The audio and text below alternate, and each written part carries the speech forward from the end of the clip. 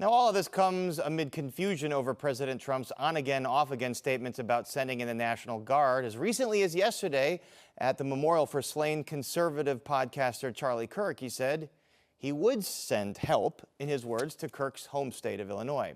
And joining us now is the executive director of Free Illinois, Reverend Ciera Bates-Chamberlain, and Paul Vallis, former City of Chicago budget director, CPS superintendent, and candidate for mayor. Welcome, both of you. Reverend Ciera Bates-Chamberlain, I'll start with you. How are these on-again, off-again calls for the National Guard playing in Chicago's communities? How do residents feel about this? Many residents are really disturbed about the president's threats to sending in the National Guards. And many of us really feel like he's using the pain of Chicago to politicize this moment and playing a political circus. And Paul Vallis, you've written a lot about public safety recently. The National Guard, as much as you want folks helping keep neighborhoods safe, maybe perhaps they're not the right people. No, they're not the right people. Look, I think they're both politicizing it. Clearly, Trump's trying to appeal to his base. Meanwhile, I think Johnson and Pritzker certainly see Trump as the scapegoat for just about everything. I mean, the city's got a lot of problems. The state has a lot of issues. There certainly needs to be a preoccupation with Trump. Let me point out that, I just posted today, while they were having performative theater at the, at the collection point with the ICE agents. The Broadview facility? That's right. And by the way, we have some live shots of that as we expect some more protests to happen there. Yeah, but let me point out there you go. That's going on.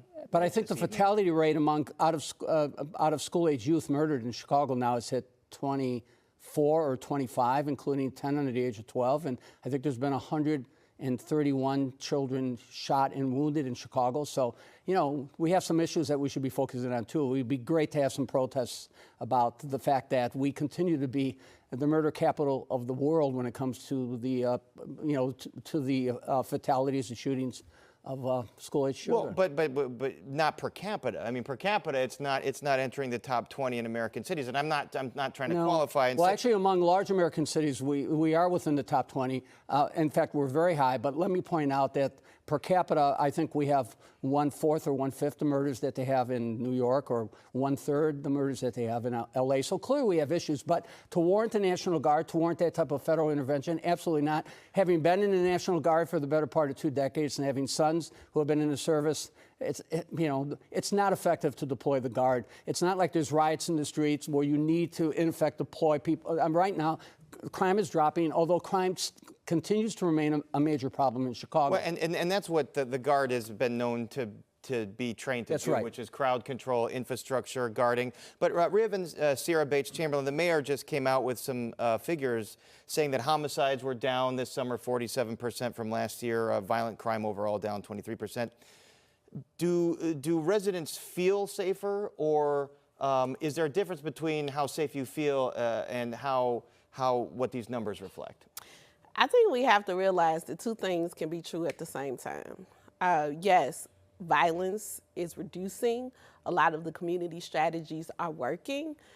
And yet, violence is still occurring, so many residents still feel the pain and the trauma. That's expected. We're humans, and this is the way that our bodies respond to trauma and violence in our community. So we're not in the clear yet. However, I find it ironic that we're in the time to where there's a lot of finger pointing at the strategies, but if there's something that's working, such as street outreach, such as the faith-based community intervening, such as mental health and trauma services, if we see that all of these things are driving down violence, I have a hard time figuring out why don't we double down on the things that's working instead of trying to throw the baby out with the bathwater. What about that, Paul? Double down on those things. Yeah, but let me point out that violent crime has declined across the country.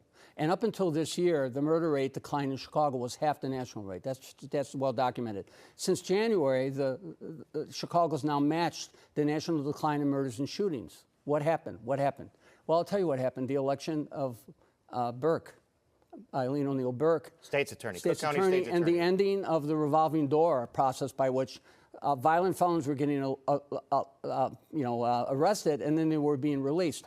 CWB reported that between 2020 and 2024, there were over 400 people who were arrested for murder or attempted murder who were out on bail for violent felonies awaiting other trials. And given the abysmal arrest rate, that 400 number is probably closer to 1,500 to 1,600. So what's happened now is Snelling working with the violence interrupters in combination with working with the state's attorney, who is now keeping the violent offenders and the chronic offenders and the domestic violence offenders, because last year the domestic violence rate doubled statewide, and this year the domestic violence murders are up 67%. And that is a big problem. We've Much always more heard, aggressive. Police superintendents talk about they kind of have a sense of who the worst offenders Exactly. are, and they want to focus on them. But Reverend Ciera Bates-Chamberlain, what do you think are the things that are working, that are helping to drive down? And by the way, it does seem like there have been federal funding cuts to some of those things. I remember in the Biden administration, there was an Office of Gun Violence Prevention that would coordinate with cities. That's gone.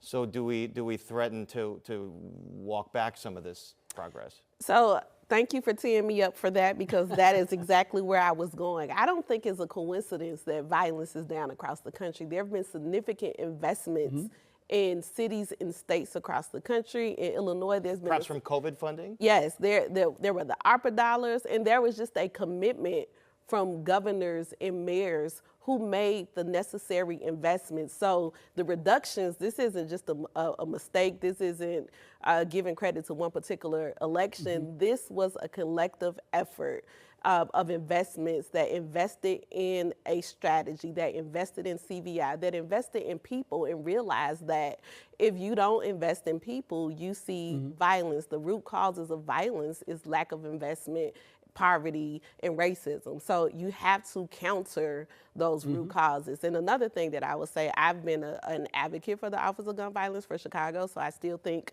that is a policy that we need to implement in Chicago. But doubling down again, it's no coincidence that we see this national reduction. It was because of the investments into community-based strategies. Yeah, let me also make an important point too. The pandemic violent crime surge. First of all, I agree with everything that you're saying, but I just want to provide a footnote to that. There was a huge surge. There was a huge surge, but that surge was largely a surge driven by out-of-school youth violence in Chicago, where one year they had something like 78 kids murdered and 350 shot. The bottom line is there was a 50% increase in out-of-school age youth, 17 years and younger, murdered and shot in Chicago, a dramatic increase.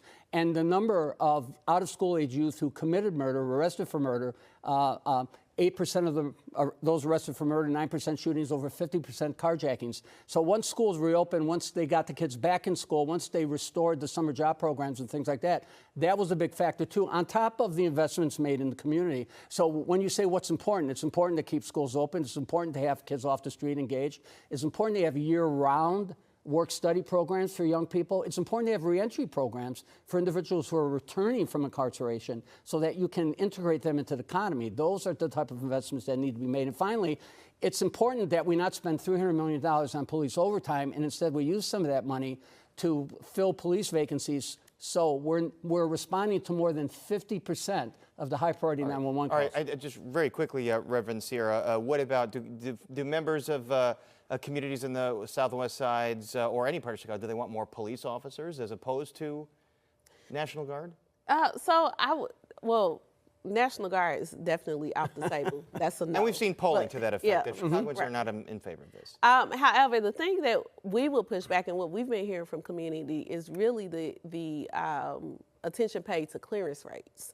So adding more police, maybe not, but actually looking to how cases are being solved. Crimes, detectives, right. That is much more of interest to residents. All right, great discussion. Reverend Ciera Bates-Chamberlain, Paul Vallis, thank you very much. Paul, stick around because we're going to be talking about your other favorite topic, pensions and finances, and that's coming up right after the break.